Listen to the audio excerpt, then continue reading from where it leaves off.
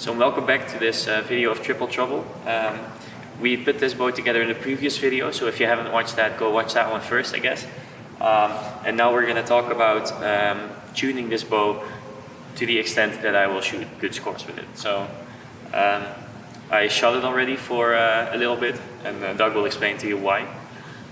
So when setting up a brand new bow like what we have here, it's really important to basically have a break-in period.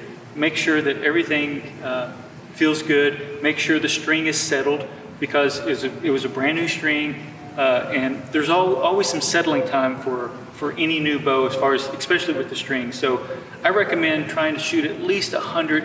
If you want to shoot 200 arrows as well, and that can be at a target or just at blank bell.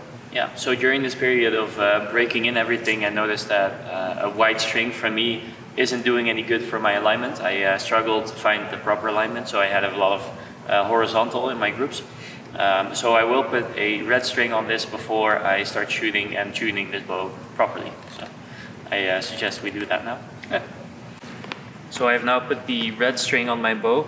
There's no knocking point on this yet, but before I want to do a knocking point, I always check if my nock has the right fit.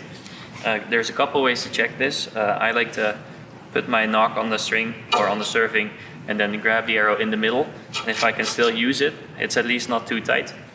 And then I put it on and try to rock it and see if it doesn't have too much of this going on. It can do a little bit of that, but you shouldn't have an arrow that or a nock that just can completely move around. So there's a way you can measure if your nock is the right fit or not, which is by putting a bow square against the grip and against the string, and then pulling it and checking how far it goes before it unlocks itself. I don't want to go further than about 3/4 of an inch. So if it's further than that, when you pull back your bow, it's probably too tight. So it's time to put a knocking point on, but where do you typically start with a knocking point? So typically I'll start somewhere around 10 to 11 mil. Yeah. And just a little side note, if your draw length is somewhere around that 30-inch mark, that's a really good place to start. Yeah. When you get to draw lengths or younger archers that have draw lengths that are, call it maybe 28.5 inches and below, yeah, that will actually lower a little bit to okay, get to around that 8, maybe even 9 mil. Yeah, and this would be because with a longer draw length and a higher knock point, the angle would be the same as a shorter draw length and a lower knock point, right? Correct, absolutely. So let's put it at 10 and see what that does. All right.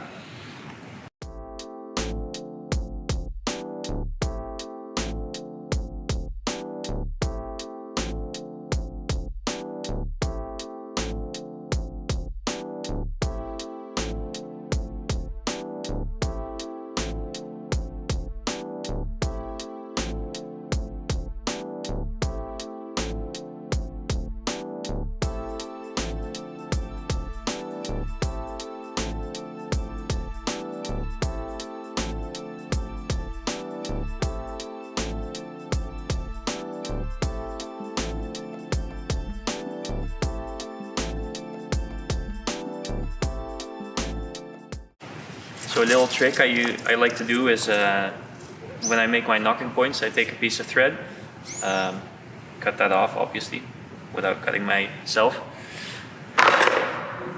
and then I have a stick of hot melt that I like a Easton hot melt, and I basically just pull the knocking point thread through that stick of hot melt so that it melts onto the thread, and then the little piece of thread will become a little sticky and tacky, which makes the knots stay in place better. So you don't have to put glue under your knocking point and it will stick by itself.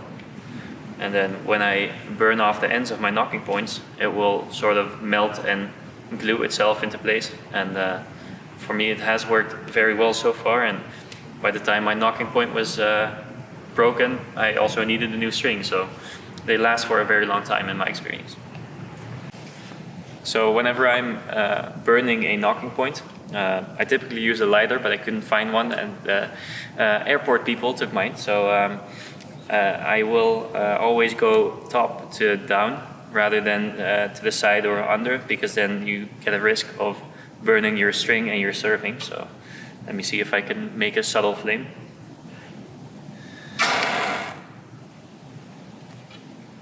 So I go from above the string,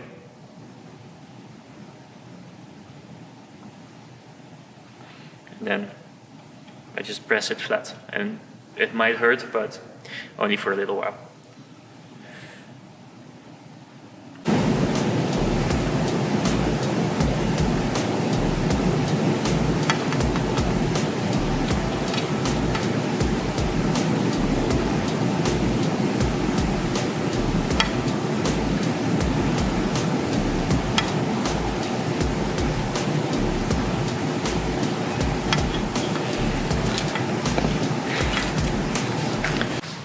So now that the string is ready to shoot and my bow is ready to shoot, we're gonna shoot some arrows at 30 meters, I guess. Yep. So first shoot a group, and then shoot some bear shafts after that. Yes. So what I've seen throughout the world with being able to work with some of the top athletes like yourself is it varies between where the people really do their bear shaft testing and their tuning. But for sure, everyone starts at 30 meters. Yeah. And then some might go further to 70, but really the getting a good tune at 30 meters, I think that's the essential part. And then you can do your fine tuning at 70. Yeah, and I would say shooting bear shafts at 70 meters could result in a distorted result, because the bear shaft might be going this way first and then going that way. Yeah. And at 30 meters, it will only have that initial reaction, and at 70 meters, it might turn in the middle of the flight. Yeah, at 70 meters, it becomes, I think, very critical. Yeah. So if there's if it's not 110% shot, you're going to get a different result every time. Yeah. So, Okay.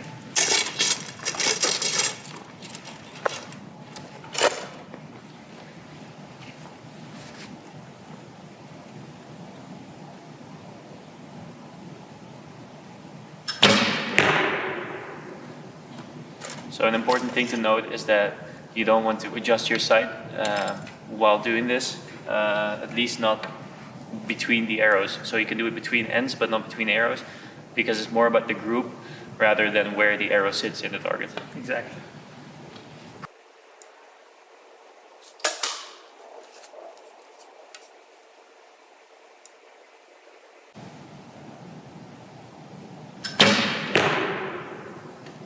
So that was a bit of a bad shot, and it went left from the other two of the arrows. But I know that was a bad shot, so I can keep that in mind when I go to the target.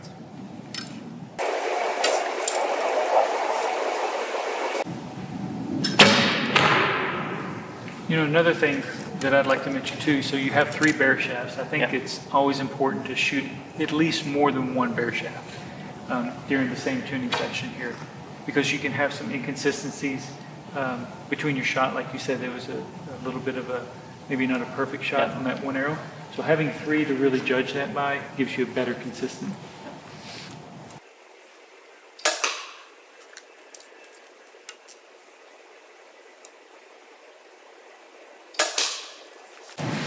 So time to look at the result. So Douglas, what we're looking at here, this was not that great of a shot. It was a bit of a slow release, and it went up and right. And then this was my not so good shot with the vanes. But for the rest, the bear shafts are pretty close to the group, and they're pretty straight out of the get-go. So that's another important thing. So a lot of people will go just look at where the tip of the nock is. It's not what I look at. I want to make sure the arrow is actually straight into the target. Yeah. You don't want it kicked way out, left or to the right. Yeah. So that's another key point here, to look at how straight they're going into the target. Yeah. So they're pointing a little bit to the left, Yep. and they're also a little bit on the right, which would indicate them flying with the tail to the left a bit. So this could be fixed by either removing a little bit of the poundage of the bow. Yep, because we got a little bit of a weak setup, so you can remove, an eighth of a turn, quarter of a turn to really dial this in. But if you like where the bow weight is, there's obviously some other things we can do. We can play with some cushion plunger tension. That would be the next step. Yeah. And then if you want to keep diving down into it, of course, the point weight can be changed in some cases, not in all cases. So what would you do to the plunger now? Because plunger tuning has been a very much requested video to do for us. So really at this point, I think the key for plunger tuning is really done at 70. Yeah. And honestly, if you can shoot 90 meters as well, you can really, really get a good fine tune at 90. But in today's competition, 70 meters is where I do a lot of that. Here, what we could do is play with maybe a quarter to a half turn less cushion plunger to get this bare shaft to be more in the groove. But what I have seen too is a little bit of a weak setup typically becomes a little bit more of a forgiving setup and honestly at the end a more accurate setup. Yeah. So I've also had put some thought into this. A little bit of a weak setup makes sense to in my opinion, because all of the bad shots will take energy out of the arrow rather than putting extra energy into the arrow. So if you shoot a bad shot and you have a bad release, the kinetic energy that the arrow will receive from the bow will be lower, and therefore the weaker arrow will tune better rather than a stiffer arrow, I think. Correct. So when we do make maybe a little bit of a rough shot, again, it's fundamentally just slower. Yeah. And therefore it doesn't break down the spine the same. So now with a little bit of a weak setup, when we have maybe an 80% or 70% shot, it's still going to be really a good spined arrow flight. Yeah. So that's the reason that most of the top shooters throughout the world today are using a little bit of a weak setup. Okay. Another thing I want to address is, well, this was not a good shot, so I'll take this one out of the occasion. But let's say these arrows would have been up here. Would you have started with the knocking point or with the horizontal of the group? So you just need to pick one. Yeah. And I don't know if there's a right or wrong answer there. Typically, I will do the knocking point first and then go to the stiffness. Okay. But you can, some people have gone with the stiffness first and then the knocking point. I don't know if there's necessarily a right or wrong there. Yeah. But it is, at the end, we're looking for that horizontal group. Yeah. There can be some little bit of variations of the knock height. Yeah. And that all is dependent on how you grip the bow, what finger tab you use, and how you come through your shot. Yeah. Because we have to tune it to each individual. Yeah. And then to keep in mind, I think you should do one by one. So don't, if your group is here, don't go changing your knocking point and try to get it in the middle immediately. Correct. But first do the knocking point or first do the poundage or plunger tension, because changing your poundage might also change the height of your group, and changing your knocking point might also change the horizontal. So go one by one. So now that we have a basic tune at 30 meters, I like to have my arrows a little weak. So I'm now just going to go to 70, see what the group looks like, and then based on the shape of the group, we can decide if we need to change something and what it would be.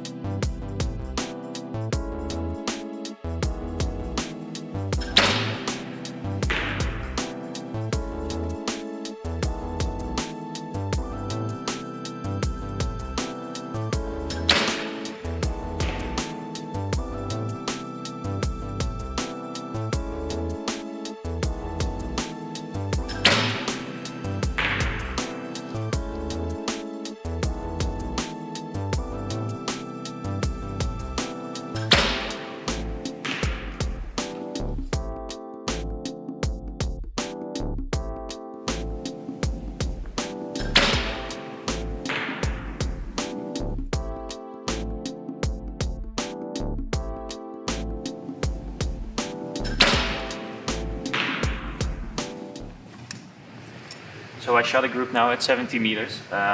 So we're trying to fine tune now. What is now the next step to do? So the next step is the part that's going to take the longest really in the tuning process. It's what we refer to as the fine tuning process. And you're going to be making some small changes to your equipment to achieve the tightest, roundest group you can possibly do. Yeah.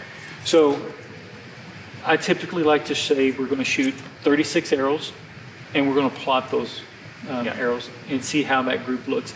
If you notice that your group is kind of going up and down, then what you're going to want to do is make a knocking point change. Yeah. And with the Shibuya arrow rest, you can actually move that arm down or up very, very slightly. Yeah. And your arrow still has good contact with the cushion plunger as well.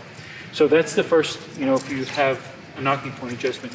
If you see your group is wide, so going left to right, that's when you can make either a cushion plunger change as far as the tension. And I always start with more tension, and I would do somewhere between a quarter to no more than a half of a turn. Okay. And regardless of what cushion plunger you're using. I really like using the biter cushion plunger because it has the clicks and I can count them, and it's very, very precise.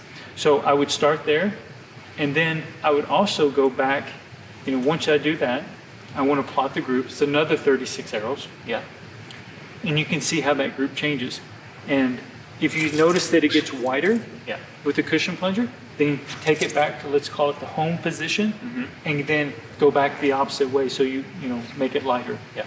Until you find that group is as tight as possible. Okay, so if your group is wide, you would go tension rather than center shot. I would, to start out. Okay. So, and then if you feel like you can get that group even tighter, that's when you start playing with your center shot left to right. Yeah. And with that, again, I would probably go an eighth to a quarter turn, and I would start going out. Yeah. And then from that point, if you see that it gets tighter, then you can actually go another eighth of a turn more and see if it gets tighter, because you will find a spot that you'll go too far. Yeah. So you'll have this really, really tight group, and then all of a sudden you'll take the next step and it gets wider again. Yeah. So this is another important part. Make notes. Make sure you're documenting everything, because you don't want to make a change and go, oh, I think I did this, and then be wrong. And then, because it's such a long process to go through this, because you're shooting a lot of arrows. Yeah. But plot those good shots, even to the point of plotting your okay shots, because what you're trying to find is the most forgiving setup as possible. Yeah. Okay. So basically, the conclusion of all of this is that it will take a lot of time for you to fine-tune a bow. Tuning a bow, like setting up a bow, is a very quick process. You have a couple perimeters that you work inside of, and then you'll have a good shooting bow. Right. But to have a great shooting bow, you need to put in the hours, you need to shoot a lot of arrows and actually find out what works best for you, and there's no golden ticket. There's no... Correct. It's going to be different for everyone. Yeah. Now, there's some parameters that we all, will fit in. Yeah. But when at the end of it, a good tuned bow for you is going to be a little bit different setup than it is for me. Yeah. So another good trick, or maybe a good note, Yeah. is after you've gone through this tuning process and you have it as dialed as you possibly can, you have the utmost confidence. Yeah. Go back to 30 meters, shoot your fletch shafts, and shoot your bear shaft. Yeah. Regardless of where that bear shaft hits, document it, very detailed, even to the point maybe measure exactly where it's at. Yeah. And then when you set up a new bow, you can kind of start there with your bear shaft, because you've already gone through this tuning process, and that's going to be the best setup if you need to get a quick tune for you. So. Okay. Well, I think some super valuable information in the last 4 videos that we made.